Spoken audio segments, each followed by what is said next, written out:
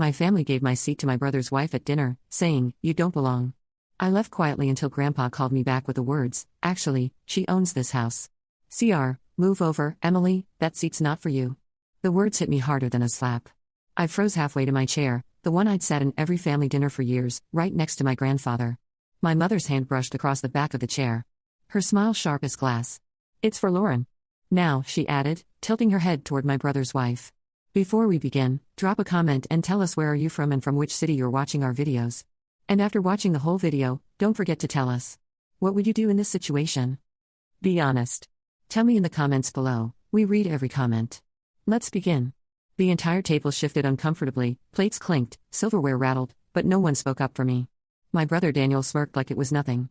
His wife Lauren gave me that pitying little smile, the kind that dripped superiority. "You don't belong there." My father muttered under his breath, sipping his wine without even looking at me, the words twisted in my chest, crushing me not belong in my own family. My throat tightened, but I forced myself to swallow it down. "Showing emotion here would only feed them, I see," I said, quietly, gripping the strap of my purse so hard it dug into my palm. "Enjoy your dinner." I turned heart-hammering humiliation burning my skin as I walked toward the door. Every step away from that table felt like 1,000 knives. I could hear them start to laugh. Small whispers circling the table like vultures. Just as my hand touched the door handle, a voice cut through the noise, deep, firm, commanding. Emily, Grandpa's voice. The room fell silent. Forks stopped mid-air, wine glasses froze inches from lips.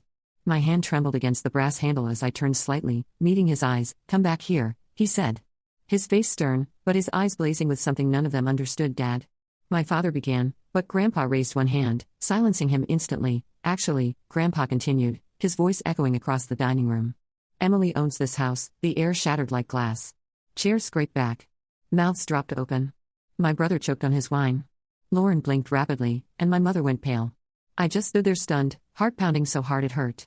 Grandpa leaned forward, resting his hands on the table. "And maybe it's time you all started treating her like the one who kept this family afloat when none of you were looking." The silence that followed was thick enough to suffocate for a heartbeat. Nobody moved. The chandelier hummed, and the roast on the table sent up curls of steam like nothing explosive had just happened. My mother found her voice first. "Dad, that's ridiculous. You're confused." Grandpa stood slow but steady and slid a thick manila envelope from under his chair. He brought it on purpose. "Confused?" He tapped the envelope. "County records don't get confused." He beckoned me with 2 fingers. I walked back in, pulse still racing, and took the spot I'd been denied. Lauren's manicured hand hovered over the back of the chair for a second too long before she let go, stepping aside like someone had nudged her off stage. Daniel's jaw clenched. My father stared at his glass as if there was a trapdoor inside it. "Sit, Emily," Grandpa said, and his voice softened. "You won't be leaving your own table." I lowered myself into the seat. The chair felt different, now heavy, solid anchoring. Grandpa opened the envelope and pulled out papers, each one creasing with a crisp whisper. He set them down.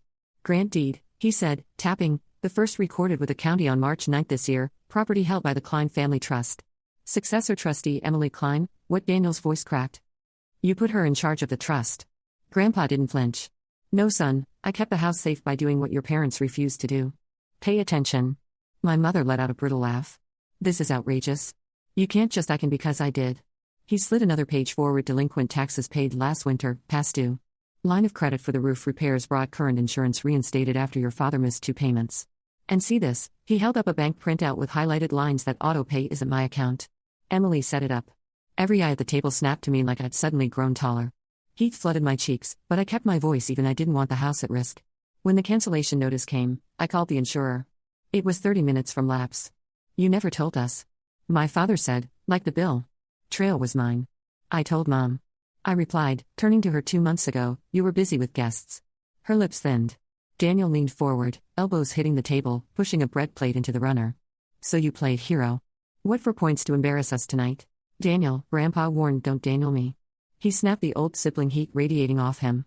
"You've always liked looking good in front of him." He jerked his chin toward Grandpa, teacher's pet. I felt that old flicker of anger and let it pass. "If I'd wanted to embarrass you, I would have spoken up when Mom told me to move." Lauren cleared her throat delicately. "We were trying to make it easier for seating. That's all. It wasn't personal." "Emily, Lauren," Grandpa said, voice still calm, but edged with steel. "You've been telling folks at your club the house would hit the market this fall." She blinked. "I what?" "No, I don't. Insult me. Half this town has known this address since before your real estate blog was a thing. Word gets around. Your words get around."